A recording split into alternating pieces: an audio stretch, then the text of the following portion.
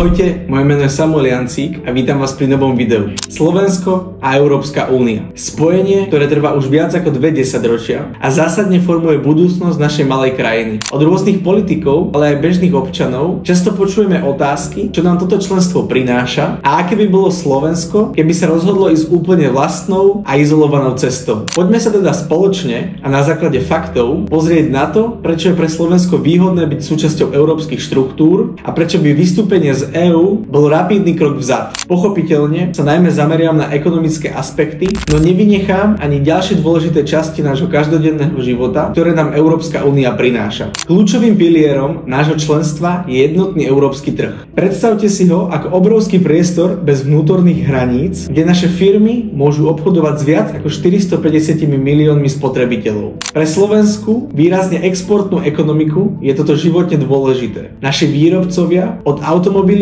až po menšie technologické spoločnosti môžu svoje produkty a služby predávať bez zbytočných ciel a byrokratických prekážok. To im pomáha rásť, inovovať a vytvárať pracovné miesta priamo tu na Slovensku. Ak by sme prišli o prístup na tento trh, naše podniky by čelili novým bariéram, ich konkurencieschopnosť by rapidne klesla a množstvo pracovných miest by bolo ohrozených. Nadväzujúc na to, nemôžeme obísť eurofondy. Eurofondy sú finančné prostriedky, ktoré Slovensko ako čistý príjimateľ získava z európskeho rozpočtu. V celkovom ponímaní nejde vôbec o zanedbateľné sumy. Od nášho vstupu do Európskej únie v roku 2004 je Slovensko konzistentne v pluse. Teda viac peňazí z Európskej únie dostávame, ako do spoločného rozpočtu odovzdávame. Do konca roku 2024 táto pozitívna kumulatívna bilancia pre Slovensko dosiahla takmer 24 miliard eur. To znamená, že za celé obdobie, ktoré sme súčasťou Európskej únie, sme získali z európskych zdrojov o 24 miliard eur viac, ako sme sami prispeli. Len pre ilustráciu, v samotnom roku 2024 prijalo Slovensko z rozpočtu Európskej únie a plánu obnovy približne 2,45 miliardy eur. Zatiaľ čo naše odvody predstavovali sumu 984 miliónov eur, čím sme teda len za jeden jediný rok získali takmer o 1,5 miliardy eur viac, ktoré by sme si z vlastných zdrojov v takej miere jednoducho nemohli dovoliť. Odchodom z Európskej únie by sme o tento významný finančný prúd prišli, čo by znamenalo spomalenie rozvoja a väčší tlak na štátny rozpočet.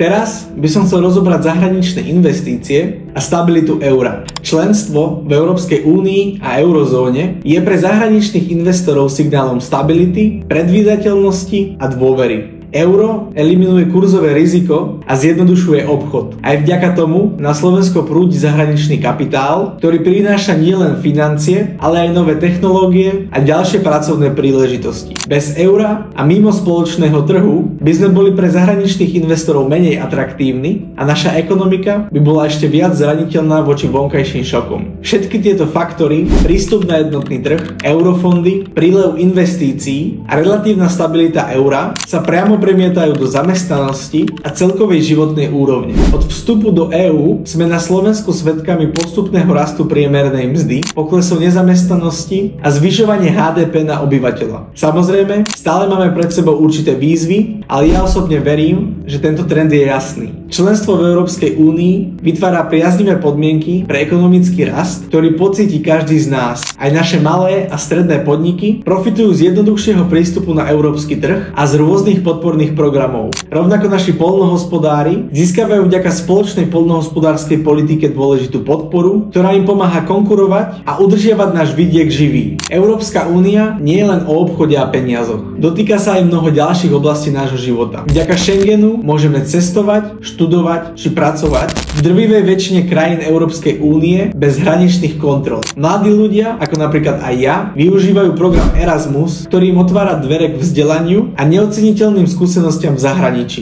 Naši vedci sa v rámci európskej integrity môžu prihlasovať do rôznych prestížnych výskumných projektov. Na medzinárodnej scéne nám členstvo v Európskej únii dáva silnejší hlas. Sme súčasťou vplyvného spoločenstva, ktoré dokáže efektívne presadzovať spoločné záujmy a čeliť globálnym výzvam, či už ide o bezpečnosť, riešenie kríz alebo ochranu klímy. Spoločne sme jednoducho silnejší. Nezanedbateľné sú aj vysoké európske štandardy, od bezpečnosti potravín až po kvalitu výrobkov a tiež v oblasti ochrany životného prostredia, ktoré prispievajú k zdravšiemu a bezpečnejšiemu životu pre nás všetkých. Samozrejme, ozývajú sa aj kritické hlasy. Niekto môže namietať údajnú stratu suverenity alebo tzv. Diktát Bruselu. Treba si však uvedomiť, že Slovensko má v európskych inštitúciách vlastných zastupiteľov, poslancov, dokonca máme vysoko postaveného eurokomisára a v Rade Európskej únie sa stretávajú ministri. A všetci títo zástupcovia sa aktívne podieľajú na rozhodovaní. Ide o zdieľanú suverenitu, ktorá nám dáva oveľa väčší vplyv, ako keby sme boli malá a izolovaná krajina. Izolácia by v skutočnosti znamenala to, že by sme sa podriaďovali silnejším a nemali by sme možnosť ovplyvniť ich rozhodovací proces. Ďalším častým argumentom proti Európskej únii je byrokracia. Áno, istá miera administratívy a zbytočnej preregulovanosti existuje, no mnohé európske pravidlá v skutočnosti zjednodušujú normy a uľahčujú podnikanie na veľkom spoločnom trhu. Navyše, aj keby sme neboli členom Európskej únie, pri exporte na jej trh by sme tieto normy museli spĺňať, avšak už bez možnosti sa podieľať na ich tvorbe. A napríklad argument o vysokých príspevkoch do rozpočtu Európskej únie, k tomuto už nemusím nič viac hovoriť, pretože predtým sme si to ukázali na konkrétnych číslach. Slovensko je dlhodobo a výrazne čistým prijímateľom z Európskej únie. Dostávame podstatne viac, ako do nej odvádzame. Keď si zhrnieme všetky fakty, ekonomické aj spoločenské, prínosy členstva Slovenskej republiky v Európskej únii výrazne prevyšujú nad prípadnými negatívami. Jednotný trh, eurofondy, prichádzajúce miliardy pre náš rozvoj, stabilita eura, sloboda pohybu, prístup k vzdelaniu a výskumu, silnejší hlas vo svete a vyššie štandardy. To všetko sú hodnoty, ktoré ja osobne verím a dúfam, že budú ďalej formovať prospešné a moderné Slovensko. Takisto dúfam v to, že politici tohto typu prestanú mať v našom parlamente miesto. Na to. Podpíšte to nám. Podpíšte nám to, pán. Podpísanie vystúpenia z EU a NATO je ťažká téma. Není ťažká. Ľudia moji zvláštni, že ja viem, že Európska únia nám robí zle aj na to. A ja si myslím, že prichádza čas, kedy musíme z Európskej únie odísť. Pán Zlatý, počúvajte, ja si vás vážim. Nech sa vám darí v živote. Na základe realistických scénarov je zrejmé, že vystúpenie Slovenska z Európskej únie by znamenalo ekonomickú a najmä politickú izoláciu s vážnymi dôsledkami na životnú úroveň nás všetkých. Naša budúcnosť, prosperita a bezpečnosť sú pevne späté s našou aktívnou úlohou v zjednotenej Európe. Ďakujem, že ste video dopozerali až sem a ak chcete viac podobného kontentu, nezabudnite kliknúť na odber a zvonček, aby vám podobné videá už nikdy neunikli. Vidíme sa na budúce.